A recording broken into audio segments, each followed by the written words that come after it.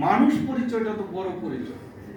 আজকে গ্লোবাল নজরুলের বিরুদ্ধে অভিযোগ ছিল, বা অনেকেই অভিযোগ করেছেন যে আরবি ফার্সি শব্দের ব্যবহার। আজকে তো বাংলাদেশে আমরা চীনের শব্দ ব্যবহার করছি, জাপানিজ শব্দ, কোরিয়ান শব্দ, ইংরেজি তো আছে। সারা বিশ্বে আমরা বসবাস করতেছি। এক বঙ্গবন্ধু একটা স্বাধীনতা দিয়ে গেছে, 1 কোটি মানুষ সারা পৃথিবীতে আছে। কোন ভাষা আমরা জানি? কাজে ভাষা তো হচ্ছে নিরন্তর প্রবাহমান, এক দেশ থেকে আরেক দেশে যাবে, এক স্রোত থেকে আরেক স্রোতে যাবে। কাজে আমি মনে করি, এখানে অনেক গবেষকরা আছেন, নজরুল এক জায়গায় সবাইকে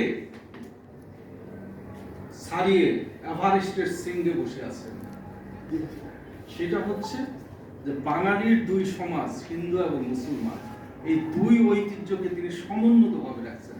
বাংলা সাহিত্যের আর কোন কবি, একমাত্র চণ্ডীদাস ছাড়া, যে সবার উপরে মানুষ সত্য তার উপরে নাই, একমাত্র চণ্ডীদাস ছাড়া আর কোন কবি, সাহিত্যিক, লেখক 2 সংস্কৃতিকে, হিন্দু এবং মুসলমানের সংস্কৃতিকে ধারণ লালন করে এত বিস্তৃত ভূমি লেখেন।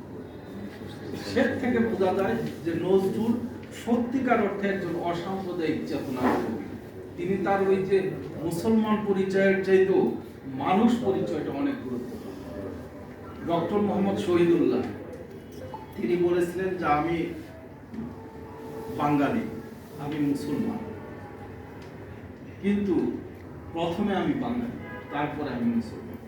বাংলা আমার ভাষা, বাংলায় আমি কথা বলি। নজরুলের ক্ষেত্রেও তাই, যে নজরুল মানুষ, তারপরে মুসলমান। নজরুল লিখেছে সে আমি যদি আরো কই মদিনার পর, কি অসাধারণ কবিতা। মানে তিনি যে ইসলামের যে গানকে নিয়ে যে কবিতা লিখেছেন, সেই আমাদের বড় বড় মৌলানারাও এত সুন্দর করে বলতে পারে, যেভাবে বলেছেন। আবার শ্যামা সঙ্গে বলছে হিন্দুদের যে হিন্দু মুসলমান তো সহদর ভাই। জওহরলাল নেহেরু তার an autobiography glimpses of world history করে দেখেন, বলছে ইরান এবং ভারত হচ্ছে সহদর ভাই, 1 মায়ের 2 সন্তান। আজকে হিন্দু মুসলমান এই সমস্যা কয়েক হাজার বছর ধরে আছে এবং থাকবে। নজরুল কি বলেছে, কে বলে হিন্দু, কে বলে সে হিন্দু না মুসলিম, বলো কান্ডারি, বলো মানুষ সন্তান মোর মা। আপনি 1929 সালে সুভাষচন্দ্র বসু এবং আচার্য প্রফুল্লচন্দ্র রায়, এস ওয়াজেদ আলী, তারা যে জাতির পক্ষ থেকে নজরুলকে সম্বোধন, কলকাতা অ্যালবার্ট হলে, যেটাকে কফি হাউস বলে, 2 জনকে সম্বোধনা হয়েছে জাতির পক্ষ থেকে। তখন রবীন্দ্রনাথের বয়স হচ্ছে বলা যেতে 70 পার হয়ে গেছে, 70। তার মানে একবারে সূর্যের মতো তার প্রতিভা বিকশিত। সেই সময় বাঙালি বুদ্ধিজীবী, রাজনৈতিক ব্যক্তিত্ব তারা সম্বর্ধনা দিচ্ছে নজরুলকে। নজরুলের বয়স 30 বছর। জাতির শব্দটা কি, জাতির পক্ষ থেকে নজরুলকে শরৎচন্দ্রকেও দেওয়া হয়েছে। সেখানে কি বললেন, সুভাষচন্দ্র বলেন যে কান্ডারি হুঁশিয়ার, এরকম একটা গান, এরকম একটা কবিতা আমি সমগ্র ভারতে আর কারো কাছে শুনি না। আগামী দিনে আমাদের স্বাধীনতার লড়াই, সে লড়াইয়ে এক হাতে থাকবে অস্ত্র, আরেক হাতে থাকবে, কণ্ঠে থাকবে নজরুলের গান। এবং ভারত যদি স্বাধীন করে, তাহলে এই গান মানে এই যে নজরুলকে অসাধারণ সম্মান দেওয়া, কেন দিয়েছে? কারণ তখন স্বাধীনতার আওয়াজ, ব্রিটিশ উপনিবেশ শাসনের শেষ পর্যায়ে নজরুল যেভাবে লড়াই করেছে উপনিবেশের বিরুদ্ধে, অত্যাচারের বিরুদ্ধে, মানবতার পক্ষে, সেই লড়াইটা সেইভাবে করে। রবীন্দ্রনাথও তার ঐকতান কবিতায় বলেছে, সেই কবির জন্য কান পেতে আছি, যে কবি মানুষের কথা বলবে, যে কবি কৃষকের দুঃখের কথা বলবে, সেই কবির জন্য কান পেতে আছে। আমার কবিতা হলেও বিচিত্রকামী, যায়নি সর্বত্র, হয়নি সর্বত্রকামী। রবীন্দ্রনাথ বলেছে আমার কবিতা বিচিত্র পথে গেছে, কিন্তু সর্বত্রগামী হয়। সেই কবির জন্য কান পেতে আছে, যে কবি, রবীন্দ্রনাথ নিজেই বলেছেন যে সাধারণ মানুষের কাছে যে কবিতা যাবে। আজকে রবীন্দ্রনাথের জন্মের 163 বছর, নজরুলের 125 বছর পরে রবীন্দ্রনাথের কবিতা কি 17 কোটি মানুষের কাছে গেছে? আমি যদি প্রশ্ন করি, নজরুলের কবিতা কি সব মানুষের কাছে গেছে? যায় না। কেন যায় না? অথচ আমাদের জাতীয় কবি, হ্যাঁ, রবীন্দ্রনাথ বিশ্ব, সে এই যে ব্যবধান, সেই ব্যবধান দূর করার জন্য অনেকেই কাজ করছে। আমি আনন্দিত। যেতে হবে। একটা জিনিস বুঝতে হবে, কোন দেশের জাগরণে চিন্তাশীলরা, কবি, দার্শনিকরাই সবচেয়ে বড় অবদান। আপনি ফরাসি বিপ্লব বলেন, অক্টোবর বিপ্লব বলেন, রেনেসাঁ বলেন, সব কিছুর পিছনে হচ্ছে বড় বড় দার্শনিকরা, বড় বড় কবি, সাহিত্যিকরা। তারা চিন্তা করে বলেছে এই কাজটা করলে ভালো। রাজনীতিবিদরা সেটা বাস্তবায়ন করেছে।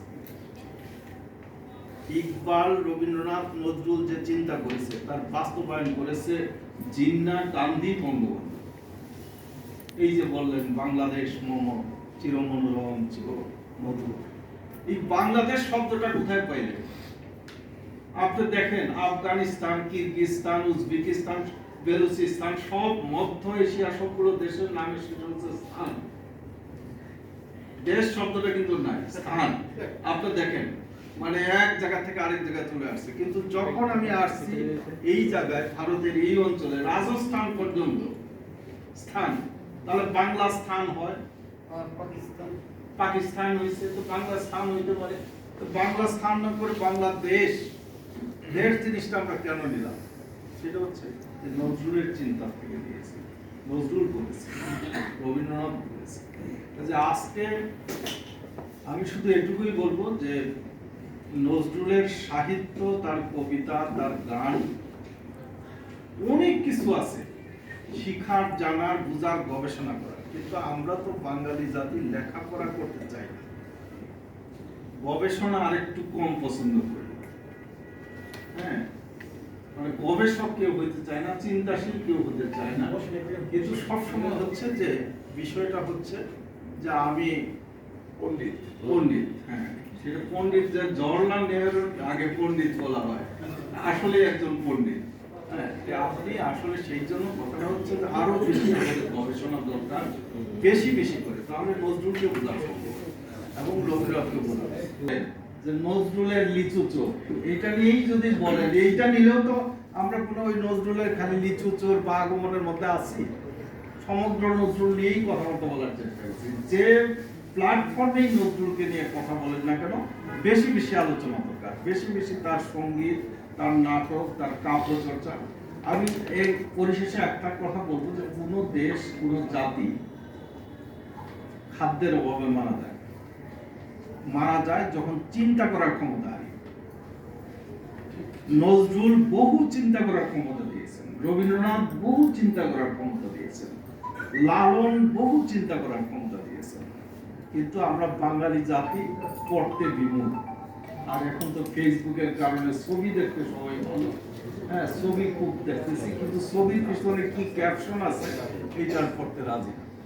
তো আমি আবারও যে অগ্নিবীণা এবং শপথ এবং আপনাদের আজকের সম্মানিত যারা আলোচক ছিলেন এবং শ্রোতা মণ্ডলী, আপনাদেরকে অভিনন্দন।